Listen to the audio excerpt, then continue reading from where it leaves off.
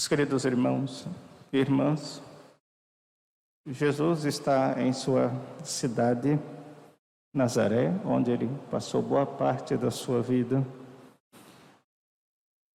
Também se encontra na sinagoga, onde ele foi muitas vezes. E segundo a lei da época, a partir de mais ou menos 30 anos, a pessoa, podia fazer uma explicação sobre a palavra que era anunciada ou lida naquele dia. Então, provavelmente Jesus, aqui já tinha mais ou em torno de 30 anos. E ali na sinagoga ele começa a ensinar. E as pessoas ficam admiradas com o ensinamento de Jesus. Ficam encantadas com a sua sabedoria, porque ele não era nenhum sacerdote, pelo que se sabia, não era de nenhuma descendência de algum fariseu, de algum escriba, não tinha nenhum estudo.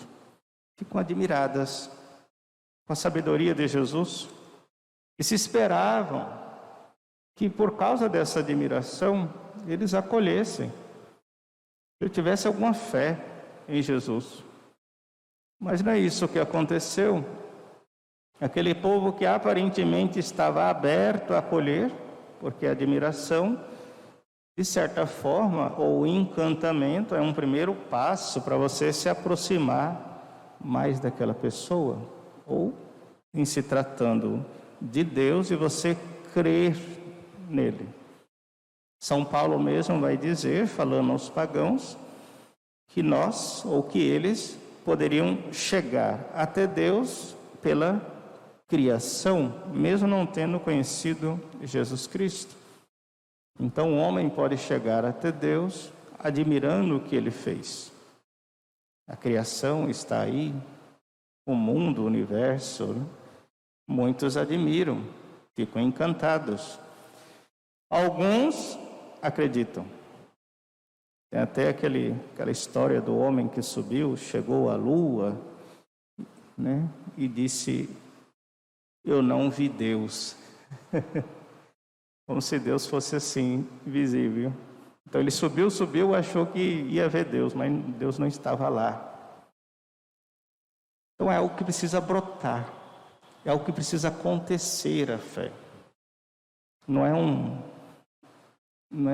uma condição racional para que ela aconteça automaticamente, mas é algo que precisa brotar da vontade, do querer. Em se tratando de escritura, da Bíblia, tem que brotar da humildade. Nós constantemente somos chamados à humildade. Se não há a humildade, como vai brotar a fé? Como você vai reconhecer que tudo que está aí foi Deus quem fez? O cara pode subir no espaço, pode ver galáxias. Você não tiver a humildade de dizer quem fez, quem colocou aí. Se não houver essa pergunta, veio do acaso, então, tudo bem, é o seu pensamento, veio do acaso. Mas se não houver essa interrogação, quem fez, se não houver essa abertura, essa humildade, dificilmente vai brotar a fé. E é isso que faltou no coração de muitos ali em Nazaré. Nós cristãos constantemente somos chamados à humildade. Aquele povo que admirou a sabedoria de Jesus, aos poucos, pela falta de humildade, começou a se achar sábio. Começou a achar que conhecia Jesus. Mas ele não é filho do carpinteiro, não é filho de Maria, seus irmãos, que na verdade significa primos aqui, a palavra irmão. Não havia essa palavra irmão, não era tão comum. Primo, aliás, não era tão comum naquela época, não se usava essa expressão. Começam a se achar sábios, saber quem é Jesus. E muitas vezes também nós somos assim. Nós rezamos, nós nos encontramos diante de Deus na nossa oração, no seu momento ali de léxio divina, de leitura da palavra, e você admira Deus, Você vê que Deus fala com sabedoria e tem um ensinamento, mas quando parece que aquela vontade de Deus começa a acontecer na nossa vida, a gente começa a questionar também, por quê? Por quê? Por que o Senhor está permitindo isso? Por que isso na minha vida? A gente começa a questionar. Porque nos falta a humildade. Tem até um texto na Sagrada Escritura, um salmo, que questiona, né? É o diálogo do salmista, que pergunta: vocês querem ser conselheiros de Deus? Perguntando ao homem. Porque é o que às vezes nós queremos ser. Nós queremos aconselhar aquele que é sábio, aquele que é pleno de sabedoria, aquele que tem todo o entendimento, aquele que é onisciente, onipotente. Nós muitas vezes queremos aconselhar, porque nos falta a humildade. É algo que vem do pecado original, se você assim quiser pensar, de Adão, de Eva, é algo que está aí em nós. O homem tende ao orgulho, o homem tende à vaidade, aos prazeres, às riquezas, ao luxo, né, ao ostentar. A humildade não é bem vista. Tanto que, se você ler o Evangelho na ótica da humildade, você vai ver que todas as atitudes de Jesus é nos chamando à humildade. Humildade da paciência, humildade da misericórdia, humildade da confiança. Quando, por exemplo, ele ensina o Pai Nosso, você bater a porta, você insistir, é um ato de humildade. Pedi e recebereis, batei e a porta vos será aberta.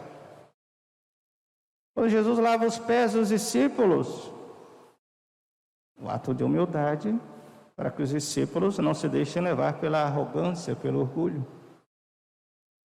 A humildade na oração, aqueles que queriam sentar um à direita ou à esquerda, né? Jesus vai mostrar que é pelo caminho da humildade que se aproxima de Deus. Todo o Evangelho, se você ler nessa ótica, você vai ver que é Deus nos chamando à humildade, porque nós tendemos a vaidade, orgulho, ao condenar. Em qual momento do Evangelho Jesus condena aqueles que eram condenados naquele contexto?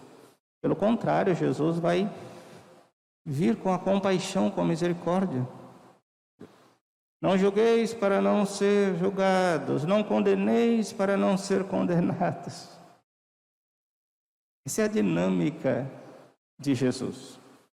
E é no coração do humilde que Deus vai habitar. É no coração das pessoas humildes. Se você olha para São José, era uma pessoa humilde, né? E Deus vai escolher José. Tem até aquela musiquinha, né? Que fala de São José, que se canta muito na festa de São José. Eu tão simples, tão pequeno, um carpinteiro e nada mais. Mas meu Deus olhou para mim e me escolheu para ser pai de um filho teu. E assim vai. Eis-me aqui, faça-se em mim o teu querer. Sou teu José, simples José, e nada mais. Eu sou escravo de sua promessa, feito para amar até o fim.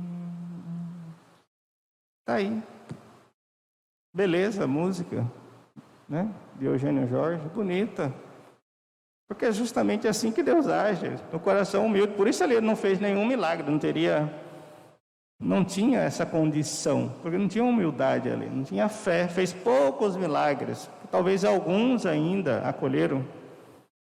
E assim Maria, eis aqui a serva do Senhor, olhou para a humildade da sua serva.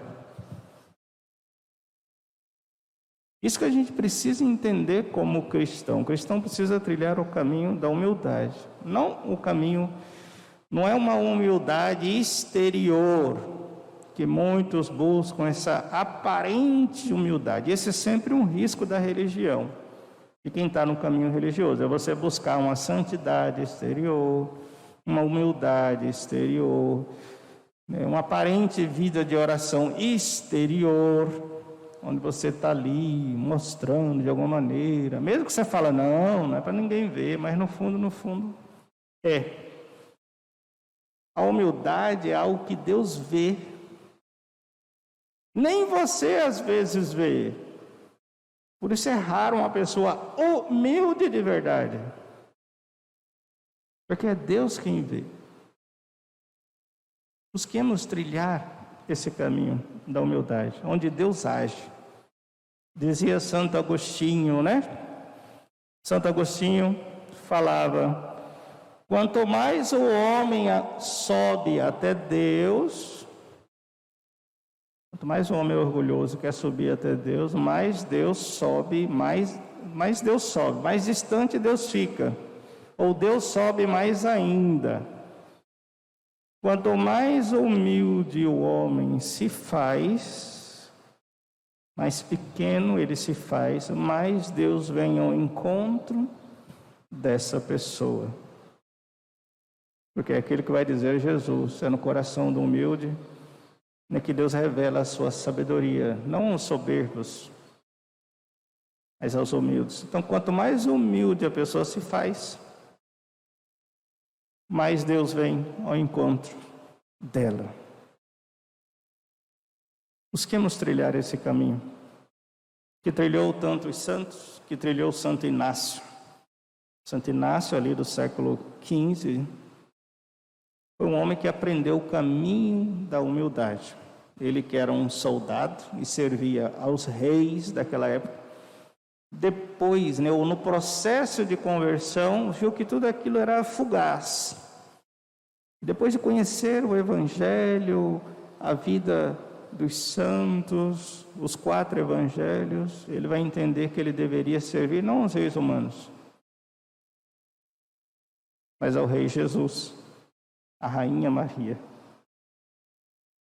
Ele vai entender que ele deveria ser servo não das coisas do mundo, mas de Jesus, de Maria.